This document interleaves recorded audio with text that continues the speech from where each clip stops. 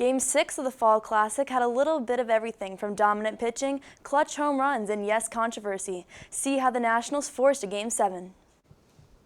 And we will recap the Celtics' win against the Knicks. All that and more on this edition of WEBN Sports. From Boston, this is WEBN News.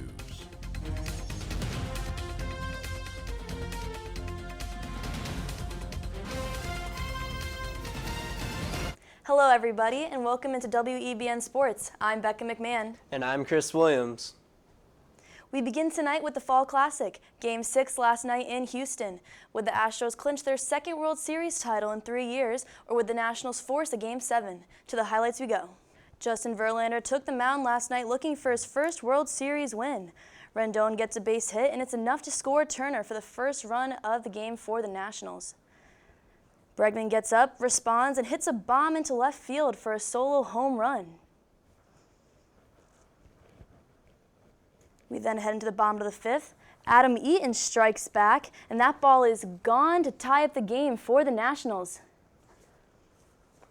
Juan Soto at the plate.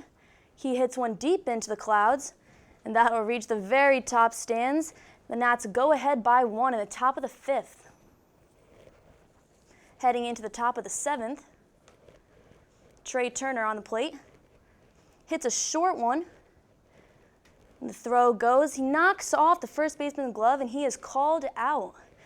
After some controversy, Dave Martinez is not happy about that call. The call goes under review, and Turner was called out on interference. He shakes his head on that one.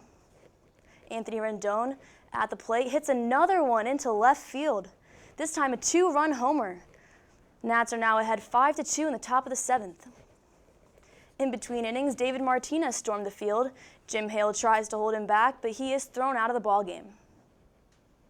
We move to the top of the ninth. Rendon up again. Hits one deep into right center. This one will stay in. It hits off the wall. Rendon will score 2 for the Nationals. Head to the bottom of the ninth. Strasburg still on the mound, off his glove. Barehanded by Cabrera and gets the out just in time. That is the end for Strasburg, and he's applauded off the mound for his incredible start in 8 innings of pitching. Bottom of the ninth, it's a swing, and the ball is popped deep up.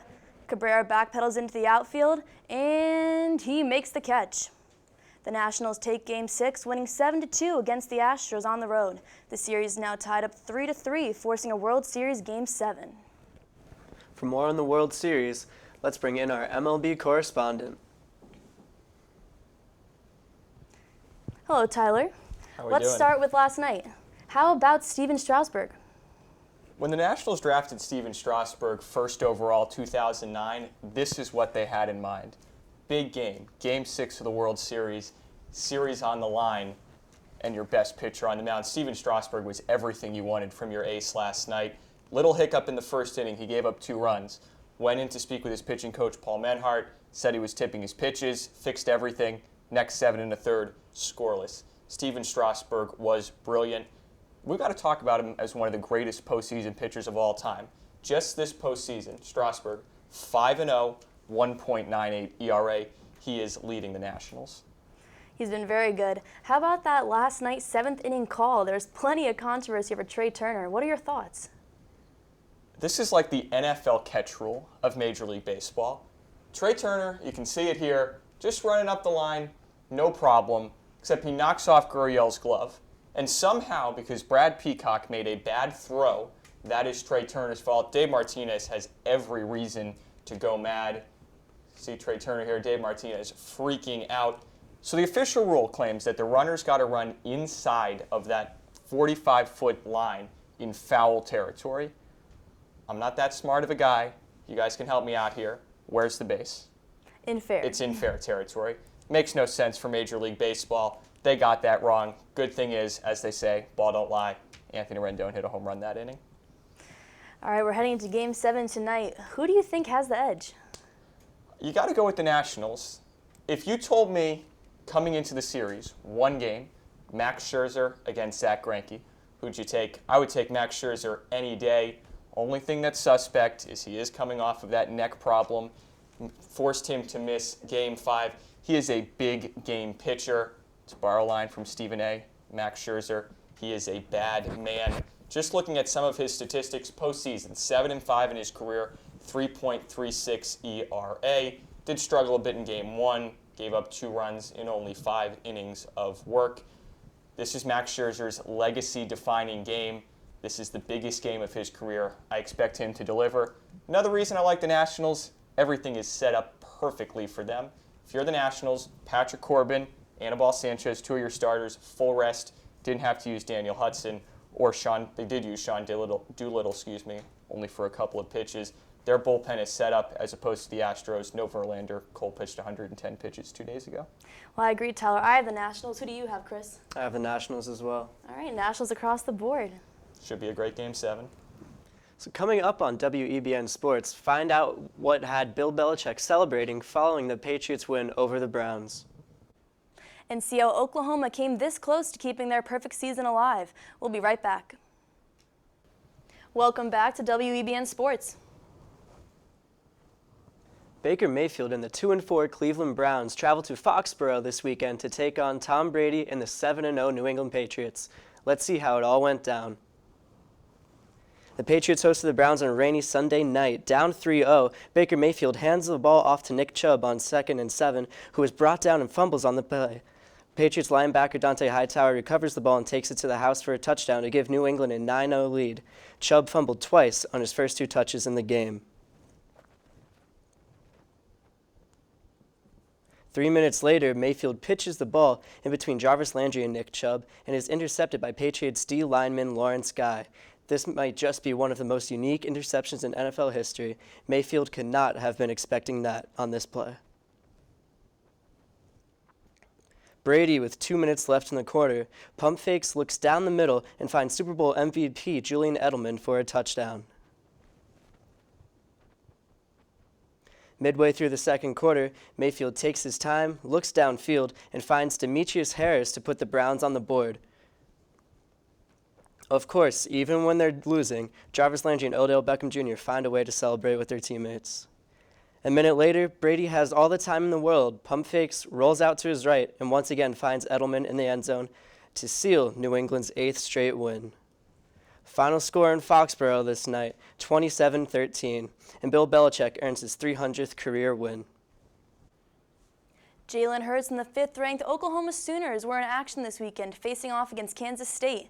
Would the Wildcats pull off the upset, or would Oklahoma keep their playoff hopes alive? To Manhattan we go.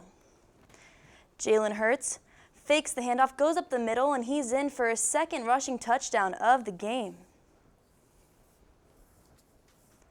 Skylar Thompson hands off to Youngblood, and Joshua Youngblood bobs and weaves into the end zone. The freshman puts 6 on the board for Kansas. 30 seconds remaining in the first half. Thompson looks up, decides taking himself up the middle with no one in sight. Touchdown Thompson to put Kansas ahead. Deep in the third quarter, Kansas goes the quarterback run, and Thompson is in again with his 4th rushing touchdown of the game. James Gilbert gets the handoff and tiptoes into the end zone for Kansas. Jalen Hurts finds a short pass to CeeDee Lamb. He takes to the outside. He's too quick to catch. Crosses the 50. He's still going. He's taking it all the way to the house. CeeDee Lamb with a 70-yard touchdown for the Sooners. A minute 45 left in the game. Sooners go for the onside kick, and the ball is loose, bouncing upfield. In a scramble, the Sooners recover it. The play is reviewed, though, as it seems the ball hit the elbow of Bridges just shy of the 10-yard rule. Kansas State takes this one 48-41 over the Oklahoma Sooners on a close call.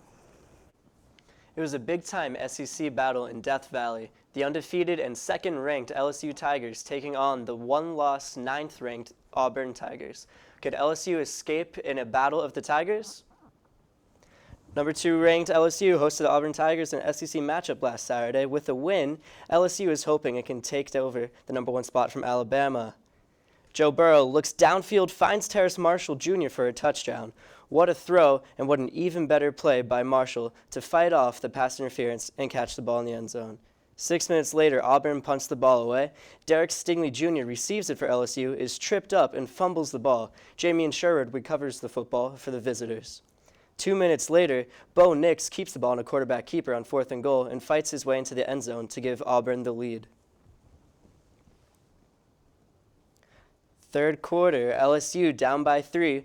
Burrow throws a screen pass out to his left, but Jamar Chase is smothered at the line of scrimmage. 3 minutes later, Burrow hands the ball off to Clyde Edwards-Helaire, who rushes into the end zone to give LSU back the lead. Fourth quarter, Burrow lines up in the shotgun, looks downfield, but elects to take it himself on an easy 6 points.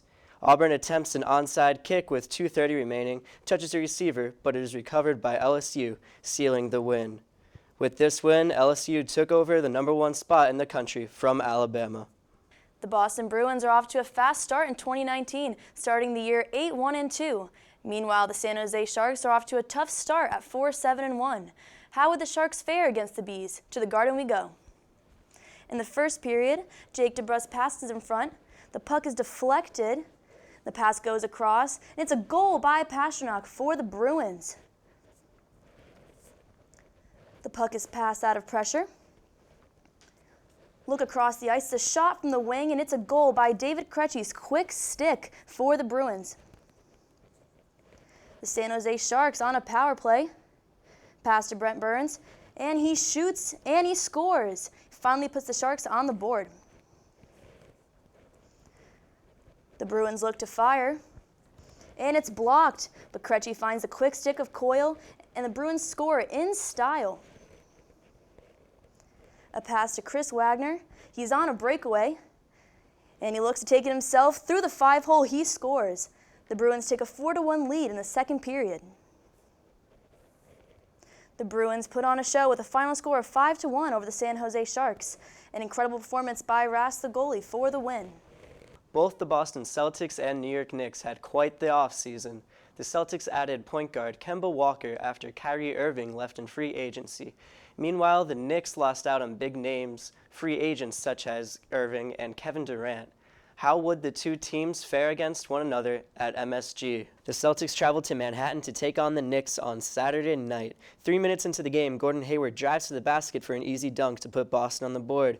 It was his first of 9 points. 4 minutes later, Marcus Smart lobs the ball up to Jaylen Brown for the alley-oop to cut the deficit to 9.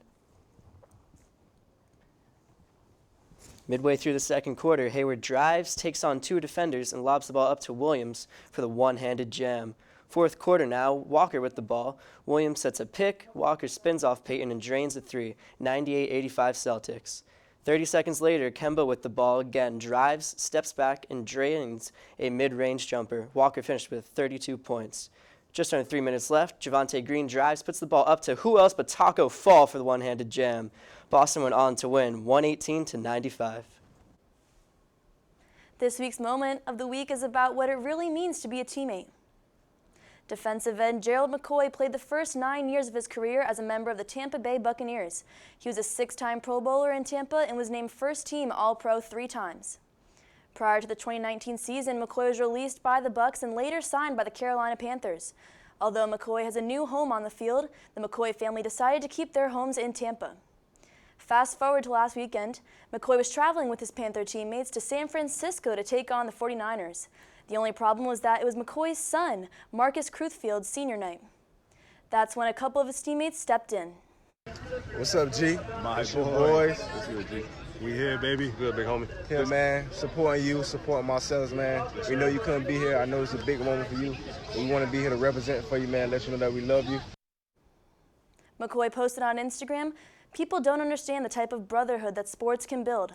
I truly love these cats. Family for life. It's bigger than football." We'll be right back on WEBN Sports. Welcome back to WEBN Sports. In Week 8 of the NFL's regular season, Drew Brees decides to return as the New Orleans Saints starting quarterback. The future Hall of Famer underwent surgery to repair a ligament in his right thumb in just the second week of the regular season. Though coaches and doctors planned for a complete recovery in Week 9, the 40-year-old said he was eager to get back on the field as he was able to grip the ball. In Breeze's first game back, he threw for 3 touchdowns and 1 interception in the Saints' 31-9 victory over the Arizona Cardinals. The Houston Texans defensive end J.J. Watt is said to have torn his left pectoral muscle playing the Oakland Raiders this past Sunday. The star defensive player went to the hospital after getting hurt in the first half. Watt will receive an MRI exam to confirm an official diagnosis. Houston fans are worried their 3-time Defensive Player of the Year will not return at all this season. The Texans go on to defeat the Raiders 27-24. Out of San Francisco come the 49ers with their first undefeated season at 7 victories in almost 3 decades. In their most recent matchup against the Carolina Panthers, quarterback Jimmy Garoppolo led his offense to a 51-13 victory. The Panthers just could not keep up with head coach Kyle Shanahan's offensive methods and maneuvers. As the season progresses, the San Francisco 49ers will be a football team to look out for come postseason. In Major League Baseball, the Boston Red Sox welcomed Chaim Bloom to Fenway Park as Chief Baseball Officer. Bloom worked in Tampa Bay for the Rays for 15 years as head of the operations. In his first address as a member of the Red Sox, Bloom announced the promotion of Brian O'Halloran as the new general manager of the Red Sox. The 36-year-old says he knows what Boston's staff is capable of, and he's excited to contribute his knowledge. The Houston Astros fired assistant general manager Brandon Taubman. The former assistant general manager verbally attacked 3 female reporters in which he criticized their professionalism. Stephanie Apstein, a renowned reporter of Sports Illustrated, received a personal letter from Astros chairman apologizing and retracting any offensive statements said on the Astros' behalf. The decision to fire Taubman, who had only served in Houston for a year, is said to be without hesitation and a step in the right direction. There is no word on who will be Taubman's replacement. An unusual start to the season for Golden State. The Warriors, who have dominated the NBA for the last 5 years, lost their first 2 games by a combined total of 47 points. They were down by as many as 42 at one point in their loss to the Thunder. However, the Dubs were able to get their first win of the season Monday night against the New Orleans Pelicans. On Monday, Tiger Woods tied Sam Snead's career wins record at 82 tour wins. The win took place at the inaugural Zozo Championship in Chiba, Japan. It was Woods' 395th start, meaning he has won roughly 1/4 of the tour events that he has played. That's all the time we have for today. Thank you so much for watching WEBN Sports. I'm Becca McMahon. And I'm Chris Williams. For more coverage, check out our website, WEBN.TV, or follow us on Twitter at WEBN Sports. Good night.